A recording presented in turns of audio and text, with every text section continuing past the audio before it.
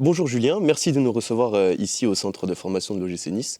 Tout d'abord, comment allez-vous? Ça va très bien, c'est une bonne période, une semaine de Gambardella Mm. en préparation, donc c'est toujours un événement particulier pour un centre de formation, donc non, c'est une semaine remplie de bonne énergie. Depuis le début de saison, vous occupez ce rôle de directeur du centre de formation. Quelles sont vos missions au quotidien? Alors j'ai une double mission, je suis directeur de la formation, du centre de formation, donc c'est-à-dire poser une vision sur un projet global de formation, des plus petits aux plus grands. Et ensuite, je suis entraîneur de l'équipe élite aussi. Mhm. Donc voilà, donc ça fait des journées bien remplies de ma passion qu'est le football. Quand vous avez pris votre poste, quels ont été les objectifs qui vous ont été fixés à court et moyen terme? Les objectifs, c'est de sortir à terme des joueurs du top 6, Mhm. d'être aujourd'hui voilà, notre équipe première et sur les 4 ou 5 dernières années dans le top 6 français. Donc c'est d'avoir des joueurs potentiellement, même si on sait que la formation est un long chemin. Et donc l'objectif, c'est de sortir des joueurs pour notre équipe première à plus ou moins court terme ou moyen terme. Il y a eu un classement qui était sorti la saison passée avec la 11e place en termes de centre de formation pour l'OGC Nice. Qu'est-ce qui a été mis en place peut-être pour améliorer ce classement? Bon, il y a des choses de bien qui ont été faites avant notre arrivée.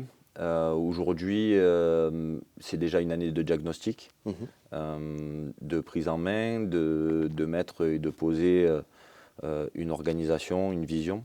Donc le but aujourd'hui, c'est de planter les fondations de notre vision commune qu'on a Mhm. pour récolter des fruits dans les années à venir. Donc cette année, c'est une année, je dirais, de transition, même si on galvaude un peu ce mot-là. Et ensuite, c'est d'arriver au mois de... Le 7 juillet, l'équipe élite reprendra, c'est-à-dire la formation reprendra. D'avoir une organisation où on aura choisi tous les éducateurs qu'on souhaite. On aura eu aussi une action sur le recrutement. Mhm. Et voilà, donc de lancer ce projet-là. Donc là, on est dans l'étape 1 du diagnostic et 2, de mettre en place l'organisation qui, pour nous, nous semble optimale pour la suite. Le club parvient tout de même à sortir des joueurs. On a vu Antoine Mendy, Tom Loucher. Voilà, j'imagine qu'il y a quand même une certaine fierté quand on les voit avoir pris une place dans la rotation. Ah, complètement. En plus, bon, j'étais adjoint depuis 2 saisons avec l'équipe professionnelle, donc je les ai vus au quotidien se construire dans leur parcours de formation. Et aujourd'hui, voir chacun d'entre eux réussir à avoir du temps de jeu ou être dans leur plein potentiel, comme Evan est en train de le faire, Tom. Donc voilà, c'est une vraie fierté pour l'OGC Nice. Et c'est aussi une envie. Et pour nous, la formation, on se sert de ces exemples-là qui sont très importants pour nos futurs aiglons. Est-ce que ces exemples, justement, ils témoignent peut-être d'une place plus importante qui est accordée aux jeunes? On sait que de manière générale, de toute façon, la formation française est réputée. Oui. Ça a toujours été quelque chose d'important à l'OGC Nice, mais qui va l'être encore plus parce qu'on veut faire de la place à la formation. C'est ce qu'on essaye, on l'a vu ces derniers temps. Et puis aujourd'hui, c'est d'optimiser tout ça, de monter en gamme aussi. Et donc, voilà, c'est pour ça que mon arrivée a été effective. Et puis aujourd'hui, l'arrivée de Fabien Caballero aussi, pour pouvoir prétendre à être un centre de formation et qui fournisse des joueurs de haut niveau pour le futur de l'OGC Nice. Je viens sur le centre de formation. Aujourd'hui, en termes d'infrastructure, le centre de formation de l'OGC Nice, c'est quoi? Alors, quand on parle d'infrastructure, c'est un outil de très haut niveau. Mhm. On le voit aujourd'hui dans sa modernité. À notre arrivée, il y a eu aussi des efforts qui ont été faits sur tout ce qui est le mobilier, des travaux qui ont été entrepris sur les chambres, sur les espaces de vie. On a créé de nouveaux espaces de vie pour nos internes, pour nos externes, puisque notre scolarité étant interne, on avait besoin aussi d'espace pour accueillir tout le monde, pour que On a un maître mot qui est quand même le bien-être chez nous, donc ça fait partie des infrastructures. Et puis aujourd'hui, on est en train d'essayer d'optimiser tout ce qu'il y a autour, c'est-à-dire la qualité de nos terrains, tout l'accueil des francs archers. Voilà, donc on est dans une voie de développement, mais on a déjà un bel outil qui est reconnu et qu'on essaye d'optimiser de jour en jour grâce à l'appui de nos dirigeants. Depuis 2 ans, le club a mis en place le groupe élite qui remplace entre guillemets l'équipe réserve. Quel bilan vous en faites aujourd'hui? Aujourd'hui, on est encore dans une voie, je dirais, d'expérimentation et l'année prochaine, l'équipe élite doit tourner à plein régime à proprement parler. La philosophie de ces équipes élites-là et notre équipe élite, c'est de pouvoir confronter nos joueurs à des matchs de performance, même si c'est des matchs amicaux sur le papier. Mais aujourd'hui, on fait des matchs de performance en choisissant dans l'étape dans laquelle notre groupe se situe, de les développer. Donc on est parti jouer à la Real Sociedad, on a fait l'Union Berlin pour qu'ils se confrontent à des matchs étrangers avec différents footballs. On a fait un match à Strasbourg contre leur équipe réserve. Et là, on va enchaîner un bon nombre de matchs. On va au PSG mardi. Et ensuite, on va enchaîner beaucoup de matchs anglais. Aujourd'hui, il est dur d'exister dans les championnats amateurs pour des jeunes joueurs parce que tout va beaucoup plus vite. Et par moments, on manque de points d'étape qu'on pouvait avoir dans le temps. Et puis, le foot amateur se développe très bien. Il y a beaucoup de bons joueurs. Et aujourd'hui, pour nos jeunes joueurs, c'est compliqué d'exister dans ces championnats-là.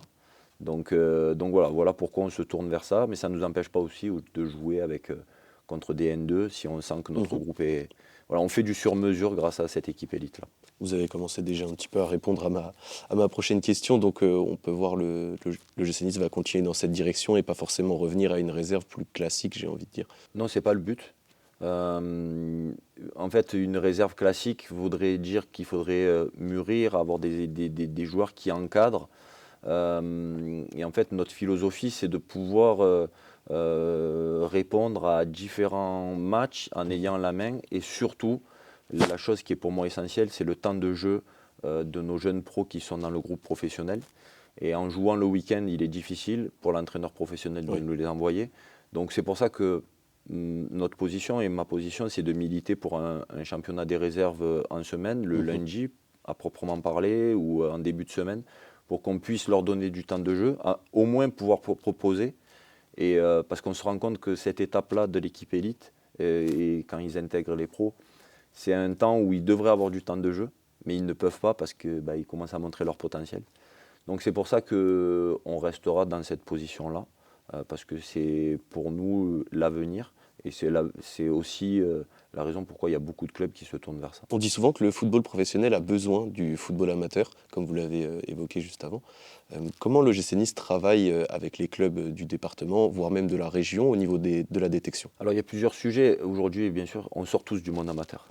Tous. Et sans le football amateur, il n'y a pas de football professionnel, puisqu'on ne naît pas dans un club professionnel. Si, notre école de foot en génère aussi, mais la plupart des joueurs sortent d'un club proche de chez lui et qui est amateur. Donc le football amateur, il est essentiel et même vital pour le football de manière générale. Ensuite, comment nous, on fonctionne aujourd'hui? On se veut être un club ouvert. On a quelques clubs partenaires qui sont au niveau, j'espère, local bientôt, et on est en train de développer quelques gros partenariats dans la région. Et ensuite, quand vous êtes dans un monde professionnel, vous êtes dans une espèce de machine à laver, un peu une tour d'ivoire, parce que on n'a pas les mêmes contraintes que le football amateur. On a plus de moyens, mais par moments, on peut se sentir hors sol.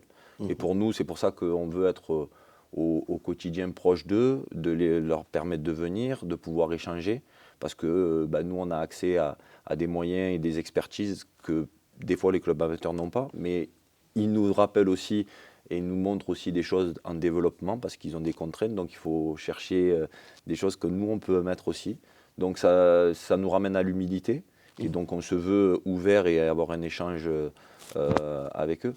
Et ensuite, pour la détection, on a un directeur du du recrutement qui est arrivé. On a des scouts qui tournent dans des régions et des ciblés. Dans le département, pour nous, c'est essentiel. À mon arrivée, j'ai dit qu'en U17, j'espérais avoir à peu près 70% des joueurs qui soient soit des locaux, soit de la région PACA, par rapport au côté identitaire, par rapport aussi... donc voilà, aujourd'hui, notre école de foot et notre préformation jouent tous les week-ends contre des joueurs du département, donc on a des yeux là-dedans, on voit beaucoup de monde, nos scouts qui tournent aussi. Et donc, voilà, des informations et des matchs qu'on peut échanger. Et donc, à travers ce maillage-là, avec les profils qu'on recherche, on essaye de créer nos effectifs au fur et à mesure. Et puis, quand ça s'arrête, malheureusement, pour certains joueurs de chez nous, qu'on a formés aussi, parce qu'il y a des points d'étape, c'est aussi de les renvoyer vers notre football amateur. Et puis, si tout le monde est meilleur, ça nous aidera à sortir de meilleurs jeunes. Face à Lens, il y a une opération qui va être faite pour les clubs amateurs. En quoi ce type d'action est important pour un club comme le GC Nice? Pour montrer que le football amateur, il est essentiel, qu'on est un club avec des valeurs qui sont d'abord familiales, et ce ne sont pas que des mots. Et donc, je pense que c'était important pour tout un club et pour nous de montrer que voilà, c'est la fête du football amateur, que l'OGC Nice, c'est des valeurs de famille, de valeurs de solidarité, de simplicité, malgré qu'on soit un grand club. C'est de rester proche de tout ça. Donc c'est pour moi, je trouve une magnifique initiative de mettre le football amateur au cœur d'une journée. Et puis ça correspond, je trouve, aux valeurs de ce club, et moi je m'y retrouve là-dedans.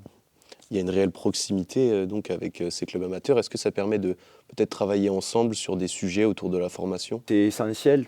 Alors nous aujourd'hui, on fait des actions d'ouverture et d'échange.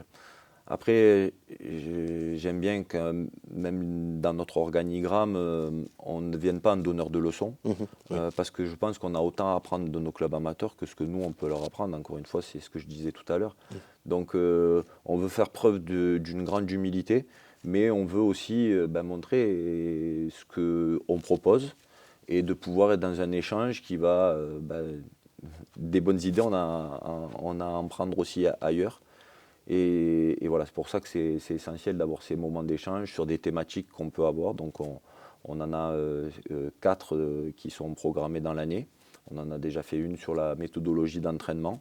Et ça a été très riche en enseignement, j'espère pour eux, mais pour nous, c'était sûr que c'était un bon moment pour pouvoir échanger et voir aussi ce qu'eux pensaient de où on allait. Et est-ce qu'on était sur le bon chemin? Et puis enfin, comme on a l'habitude de terminer nos interviews, qu'est-ce qu'on peut vous souhaiter pour les prochains mois? La santé des joueurs, parce que C'est c'est essentiel, du plaisir et surtout de belles émotions. Donc c'est pas un métier facile pour eux. Ils ont une vie qui est différente, avec beaucoup de sacrifices, dans un environnement qui est déjà très exigeant. Donc c'est qu'on prenne du plaisir, qu'on mette de la légèreté aussi, et qui se développe avec le sourire. Et bien sûr, ce qu'on va souhaiter à l'OGC Nice, c'est qu'on réussisse à continuer à sortir des joueurs qui puissent alimenter en nombre et en qualité notre équipe première. Évidemment. Merci beaucoup Julien. Merci à vous.